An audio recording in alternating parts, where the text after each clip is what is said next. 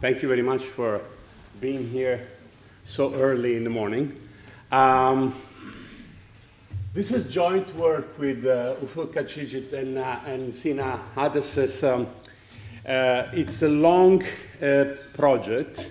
It took us almost 5 years to get here, but we're almost done. And it's going to be, again, on trade and innovation, with an emphasis on both trade policy and innovation policy.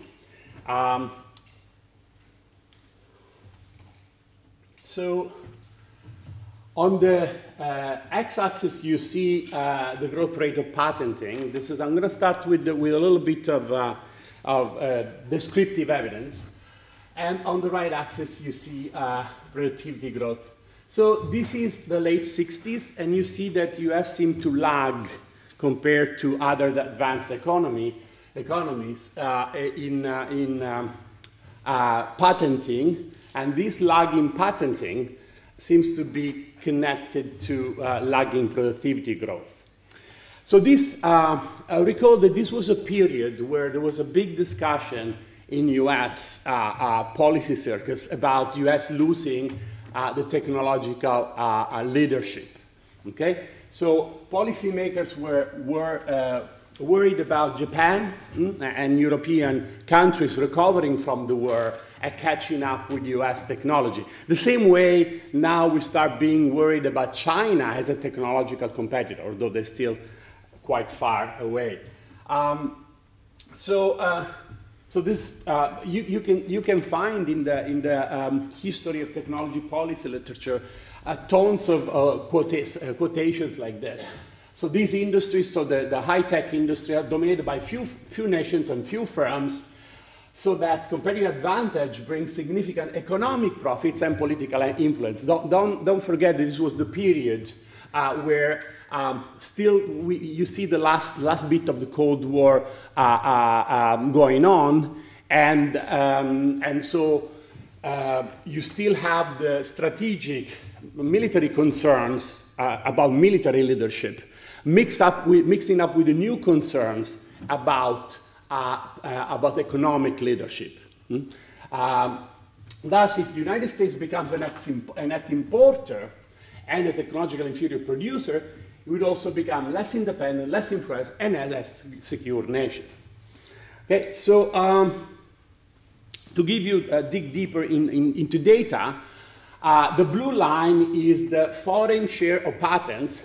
Okay, the share of patents patented by foreign firms in the U.S. Patent Office over total patent, and the red line is citations. As you can see, foreign patents, so at the late 60s, most patents in the US Patent Office are American, and then you see this catching up of foreign firms. This is mostly Japan, Germany, and France. And the same thing you see in citations. Later on, I'm going to break it down, this data, into patent classes, into sectors, and you see that within each sector, you see this convergence as well. Okay? And then the convergence stops in the mid-80s, and you see a reversion of trend. Okay, so sort of a comeback of US patenting. You do this with triadic data, triadic patents, you see a similar pattern. So, because of those discussions, those concerns, in the 80s, a lot of new policies were introduced in the US, aimed at improving American firms' competitiveness. Okay? So in 1981, there was the introduction of the R&D tax credit at the federal level. In 82, starting with Minnesota, there was the introduction of state-level credits. We're going to focus on these policies, okay, as a policy response to increasing foreign technological competition. And we're going to assess the welfare effects of these policies. In those years, so R&D tax credit is just a piece of a wider plan that the US government had to improve their firm's competitiveness in global innovation races. So other policy tools were the IPR protections, like the Bayh-Dole Act in 1980 that allowed a university to patent.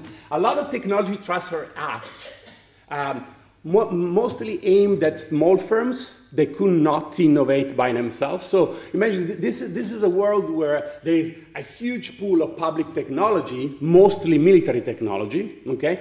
And these sort of policies were aimed at helping small firms fishing in that pool of public technologies and innovating commercially. There's also demand pool policies, market size policy, mostly through the big agencies. Department of Defense, NASA, etc. So some data on R&D subsidies. So the beans are the number of states that have implemented the subsidy at each year, and you see the red line is the effective tax credit rate at the state level. You see that it increases, it's an average here, it increases and it plateaus around 6%. This is data from Wilson. So here we've taken some previous work by Rachel and redone some calculation on it. This is the effective rate of R&D tax credit at the federal level, of tax credit at the federal level.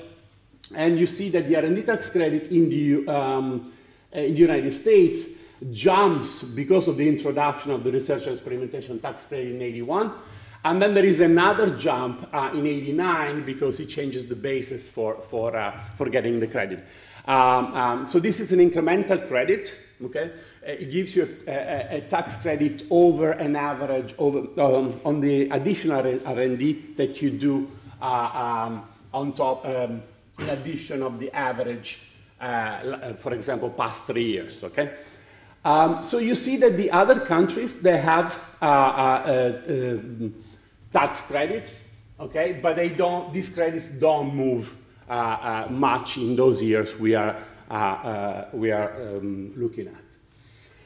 So again, descriptive evidence. The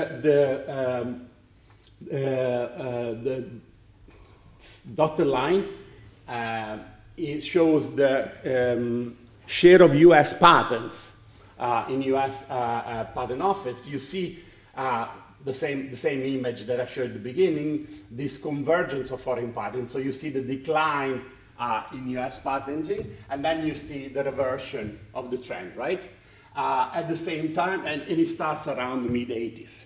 And at the same time, you see an acceleration of the R&D to sales ratio, this is composted data, around the same time, okay? So this is suggesting that, you know, it's brutally descriptive, suggesting that there is something going on with this convergence and stop of convergence that could be correlated, related to the policy intervention, okay?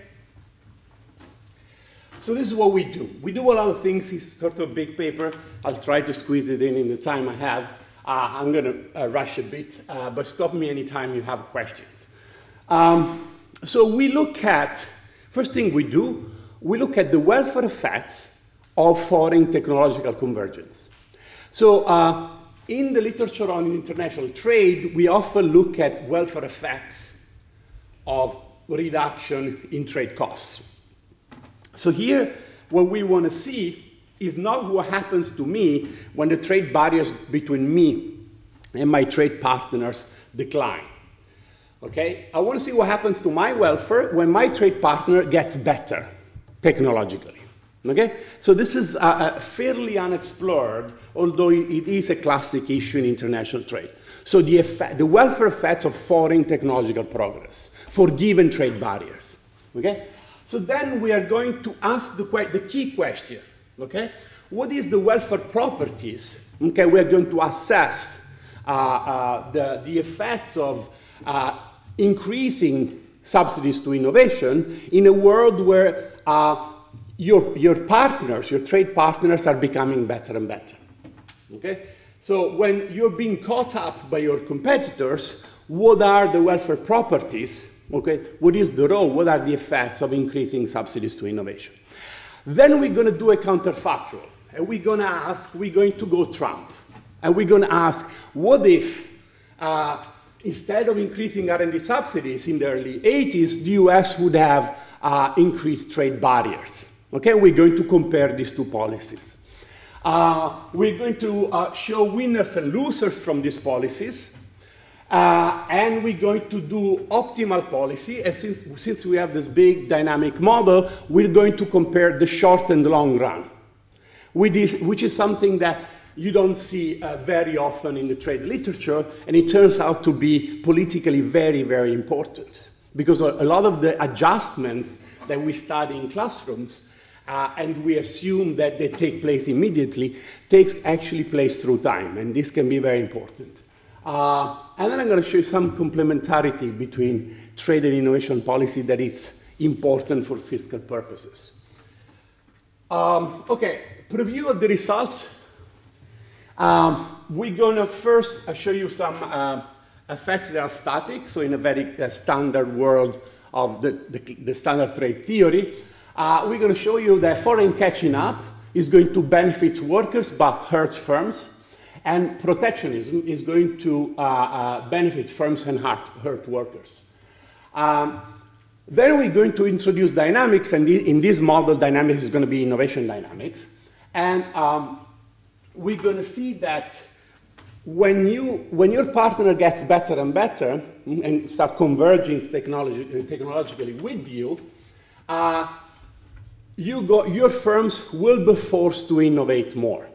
So this is going to be what Philippe calls an escape competition kicking in, together with the fact that there's going to be technology transfer. Okay? They get better, I can buy better machines from them, I get an improvement in my productivity. This is the technology transfer or the gains from trade, if you want. The second bit is, they're better, my firms have to run faster if they want to survive. This is an escape competition effect that is going to kick in and further improve my productivity. Okay? So what protectionism is going to do is going to shut down both channels of productivity growth, both the static and the dynamic. But interestingly enough, and dangerously enough, in the short run, we have 10 years in the simulation, protectionism is good. So, and I'm going to explain why. Mostly, it protects profits and rents, okay? Which is, in the short run, helps national income.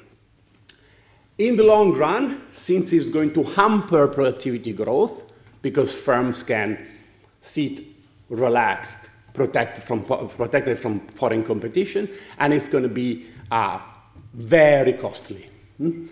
R&D subsidies is going to be a much better policy to target foreign competition. Okay? And interestingly enough, we show that the optimal R&D subsidy, okay, is decreasing in the level of openness. So a more open economy, lower trade barriers, okay, reduce the need to subsidize R&D.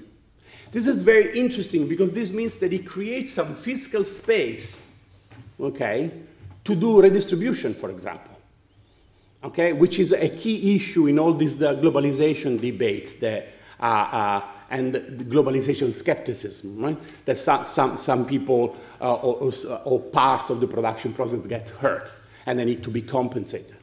Okay, so this is what we do. Now we can go to the model. So two countries, final good produced with intermediate goods that are traded and labor. Intermediate goods are structured as follows. Each intermediate goods is going to have two firms, one foreign and one domestic.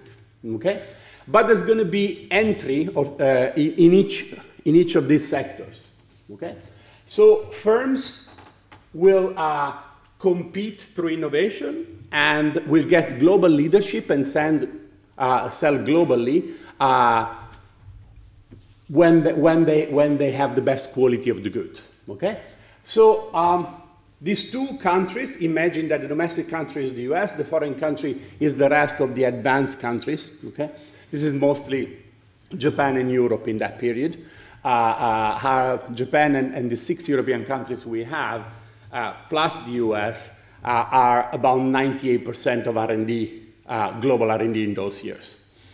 So these countries are going to be different initially in the early 70s because US is going to be the technological leader. American firms are going to be leaders in most sectors of the economy. Then we're going to introduce a mechanism of convergence through knowledge spillovers, okay, that will lead Japan and other countries to converge with the US, okay? And then we're going to analyze the properties of this convergence. So this is the model, final good, produced with a bunch of intermediate good scale of different quality Q, okay? And these goods can be produced by country A and country B, and labor, okay? So the firm with the highest quality intermediates will be able to sell globally, okay, provided that the quality is good enough to face also some trade costs that I'm going to introduce. In each product line J, there is going to be one firm per country competing at a Bertrand. Quality is going to evolve through innovation and spillovers. Anytime an innovation arrives, there's going to be an increase in quantity of measure lambda, and firms can have, each time they innovate, theta, okay, number of jumps, and theta is going to be a random variable, okay? So now we're departing a little bit from the standard model.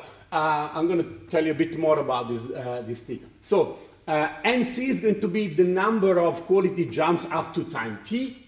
So quality at time t, okay, is lambda to the power of the number of quality jumps that a firm had until time t. So now, in each sector, firms from country A and country B have a technological leadership, okay, a technology gap, and the technology gap is the difference between the number of jumps that firms from country A have experienced until time t and the jumps of the firms from country B. Okay? This m variable is the difference in jumps, okay? And it can assume many values, but we're going to cap it at m bar, okay? Now, theta, the number of jumps, is going to be a random variable that is going to make multiple steps jumps less likely, okay? You can do, it's harder to do 10 quality jumps compared to 2, okay? So it's going to be increasing difficulty, but there's going to be some sort of advantage of backwardness, in the sense that backward firms that are very far away from the frontier, okay, are more likely to make multiple jumps. So this is going to help firms from the lagging country converge. So, guys, if you want an intuition how convergence happens in this model, okay, is through this structure of spillovers. Okay, in the solo model, if you're backwards, you're going to converge through decreasing returns to capital accumulation. Here, you converge through decreasing returns to knowledge accumulation. Okay.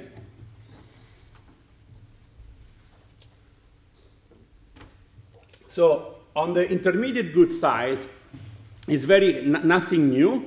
So intermediate goods are produced only with the final goods. We're working on a different version of the model now.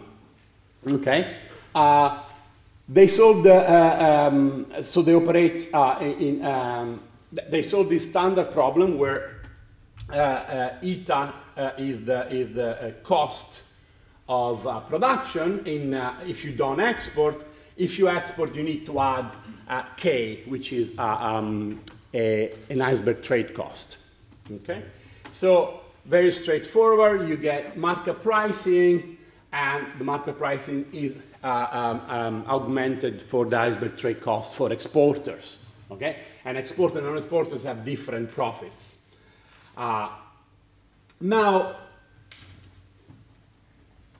here in a model with export, the quality difference between my firm, okay, the American firm in product line J, and the foreign firm, there are some distance between each other, okay? So this quality distance is going to allow me to export only if my quality is sufficiently higher from yours that I can meet trade cost, okay? So after taking into account the trade cost, if my quality is still higher than yours, I'm going to export in your countries and vice versa. So there's going to be a cutoff different from the Mellitz cutoff. This is going to be a quality jump cut, a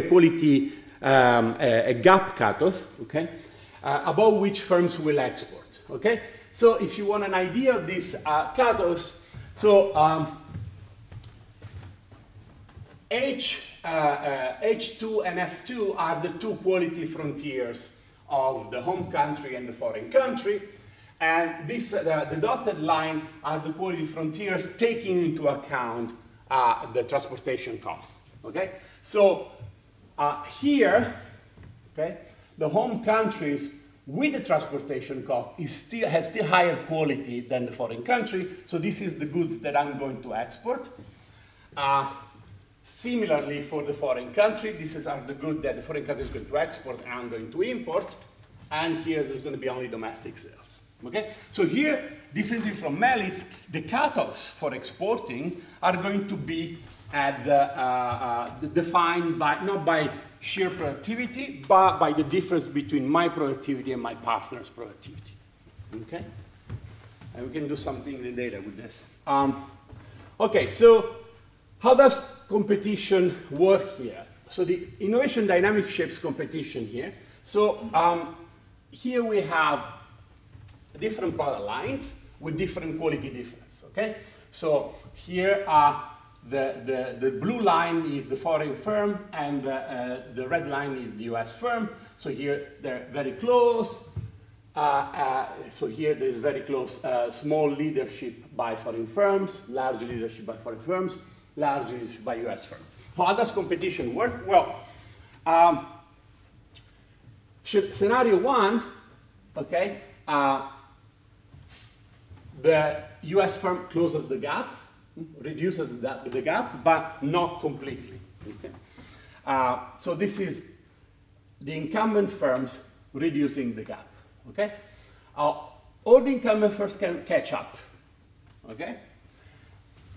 Third scenario, the incumbent firms can leapfrog. Okay? So here we allow for the possibility that in this line, there's going to be an American firm that is not the incumbent, is an entrant, that is going to enter, replace the American incumbent, and do either catch up or leapfrog. Okay? So we assume that in this economy, if there is an entrant, it's going to replace the incumbent. So it's always going to be two firms per product line. Okay. Promise the last model slide, and then we're going to go to some results. So these are the value functions for an innovator in country A that is at gap M from its competitor. So it chooses optimal innovation. Okay, it chooses innovation investment X in order to maximize that object. So the incentive to innovate are shaped by, first by profits. So this is the first thing you see up there. And profits can be from domestic and foreign sales if you export, only from domestic sales if you're not good enough, or zero if you are a quality follower. Okay? So the profit incentive is a typical market size incentive that also the paper that we saw before has. Then, if I innovate, okay, I can improve the distance. So I am a gap M. I can be a gap M plus theta from my competitors. So I innovate to stay away from competition, okay? And I can do it getting an additional profit. So there is an incentive in this model to innovate if you are an incumbent.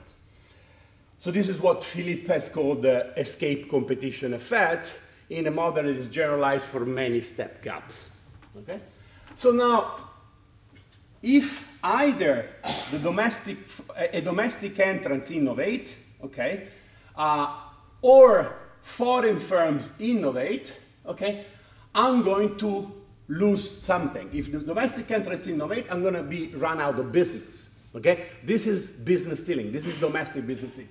But in this open economy, there is this international dimension of business stealing. So if Japanese firms innovate, okay, they reduce my market power. They could reduce my market power to a point where I lose my business, okay? So this is the foreign international business stealing effect. Okay, these are the main forces at play here. So finally, welfare in this economy is going to be a measure of consumption. Consumption is going to be equal to national income. National income equals profits. There's going to be some profits that I do on export sales, some profits that I do on domestic sales. Then I have to pay for the R&D cost in both type of sectors. And then these two ugly expressions here are wages. What this means is simply, so this is the domestic component of productivity and that's the export component of productivity. So since I am buying intermediate goods that I couple with labor, both domestically, okay, and I import some of these intermediate machines, okay, labor productivity is going to be determined by the quality of the domestic machines and the quality of the foreign machines, okay? So trade in this economy is going to improve or reduce the price of foreign machines and is going to benefit workers, okay? So what are the static effects in this economy of opening up to trade? Well, it's we can show it very simply. For the exporters, trade is going to increase market size, okay, and increase their quality, okay, because they're going to have these larger profits. Then, since trade is going to reduce the price of foreign intermediates, this is going to increase wages, okay?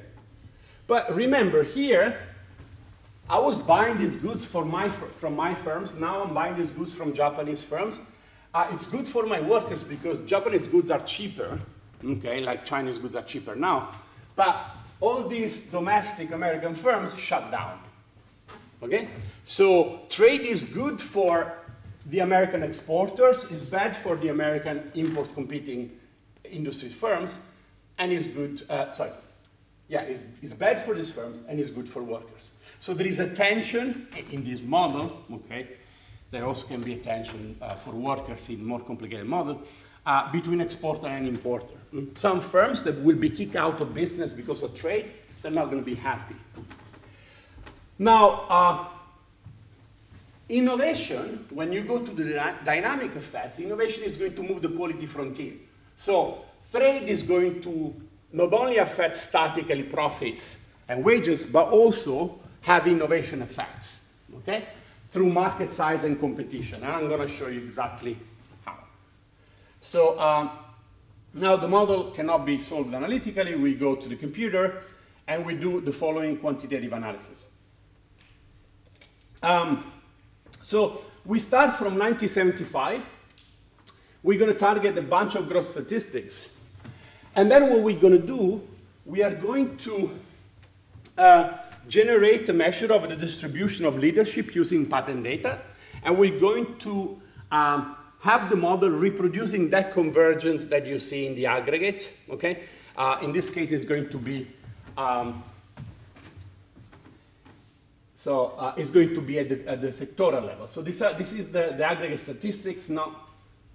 We match it pretty well, not really interesting stuff going on here. This is the interesting stuff. So this is the distribution of leadership in 1975.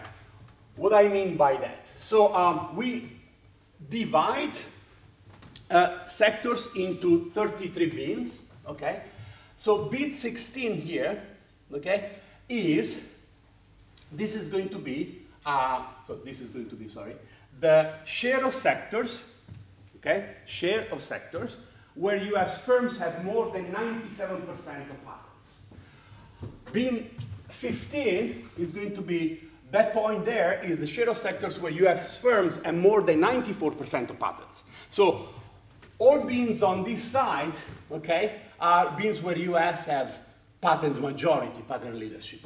And on this side, we have bins where foreign firms have the leadership. You see that in 1975, the distribution is skewed to the right, okay? There is a massive US leadership, okay? Then the black line is the distribution in 1981. You see that as the aggregate, you see catching up here. More and more foreign leadership. So then we feed the model this distribution, we let the transitional dynamic of the model take place, and we see that the model, this is the dot line, matches pretty well this distribution. So this is one identification. Then very quickly, this is the distribution of innovation by incumbents, okay, across the two cutoffs. So this is the export cutoff, okay, and this is the cutoff for producing domestically. Okay? You can see that the distribution in the data, in the model, is very similar to the distribution in the data. So what this figure is telling you, the firm seems to accelerate R&D just before entering the domestic market, okay, and just before entering the export market. And the reason for this is that before entering each market, you have a big market size premium, okay, that encourage firms to innovate. After that, when you secure the premium, then the competition effect of entering a new market slows down, okay? And it's interesting that you see these twin peaks also in the data. In the trade literature, you see a lot of this, okay, but not across gaps, across productivity levels. So firms seem to innovate more, as Matthias showed, when they export, okay? Here we have a more detailed story about gaps all right, so quickly, what does the model do? I have 5 minutes. All right, so here we construct a counterfactual, okay, that works as follows. So we let the transitional dynamics go, but we shut down business stealing because we want to see when foreign countries improve their technology, what's the effect on my welfare, okay? So the key mechanism here is going to be business stealing and innovation. So here what I'm going to do, I'm going to construct a counterfactual economy that shuts down business stealing, okay, and compare it with the factual economy. So when you shut down business stealing, okay, in the short run, you have some gains. Why? Well, because Japanese technology improves, but you don't let them steal your business. Okay, this is an artificial exercise. But later on, okay, there is a reversional trend. Okay, and the reason for this is essentially that in the short run, if you don't let them copying you or leapfrog you, you're going to keep your profits. In the long run, if you stop them from competing with you and stealing your markets, you're going to reduce the incentive to innovate. Okay? And this reduction of the incentive to innovate is going to lead to welfare losses because your firms can sit and relax and not be worried about foreign competition. Okay? So that's the key story. Now, when we do the policy exercise, we say, let's plug into the model the, here we use the increase in federal R&D tax credit. So the R&D tax credit shock that we observe in the, starting from 81, so we just take an average, okay? And let's see what happens. So we want to see the effect of the US increasing R&D subsidies after 1981. So this is the effect. In the short run, for a few years, there is a cost because you have to pay. You have to tax consumers, households, to pay for this subsidy. But pretty quickly, you start getting into the positive side. So when we break down these effects, part of the gains are due to profit shifting. So what you're doing with subsidy, you're protecting the domestic economy without shutting down trade. You're basically helping firms keep their leadership and therefore keep their profits. You do profit shifting back to you, okay? And the other part is that you're increasing the incentive to innovate, okay? And this is going to benefit consumers because French firms, or American firms in that case, are going to innovate more and have higher quality products or intermediate goods, okay? So the optimal, when we do look at the optimal R&D subsidies, is way higher than the observed one. So the US did the right thing to increase R&D subsidies, but they were shy in terms of quantity. This looks like a typical Krugman argument. You have to intervene, but you didn't intervene enough, okay? And the welfare gains that we get are a bit shy of 1% per year. So this subsidy led to an increase in consumption, an additional 1% consumption per year. The optimal subsidy gains are massively larger. Okay, now we go Trump, okay? Let's assume that the US in 1981, instead of introducing the R&D tax credit, they would increase trade barriers by 40%. Okay? So for about 10, 12 years, there are gains. And then there are losses. The gains come mostly from business stealing. Okay, so the US are protecting their firms, they keep their profits. National income goes up because of profits.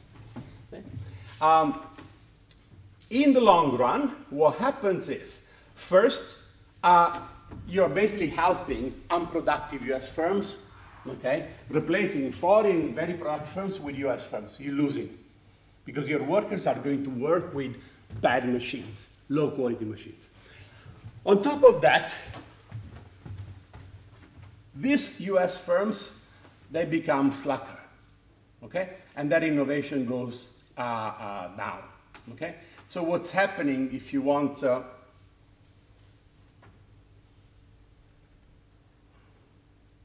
have details here. What's happening here is basically the threshold for domestic firms to enter the market, okay? And being able to sell in the domestic market. So then this threshold shifts to the left. So with protectionism, you're basically allowing less productive domestic firms to survive and actually being able to sell in your market, replacing highly productive foreign firms. And that's a loss. Okay. So protectionism gives you short-run gains, okay, because you're protecting American business, but long-run losses, both because you're giving up the opportunity to use highly productive foreign intermediate goods, and because your firms innovate less because of less escape competition. Okay? So now, the last thing I want to show you, here we compute for an horizon of 35 years, okay, the optimal. Mario, it's gone. Because you started earlier. You started 8 minutes, and it's. I'm finished. Like, this is the last thing I'm gonna. No discussion. Yeah. Oh. Okay. So sorry. I thought I had still 2 minutes, but I have to finish. I'll wrap up.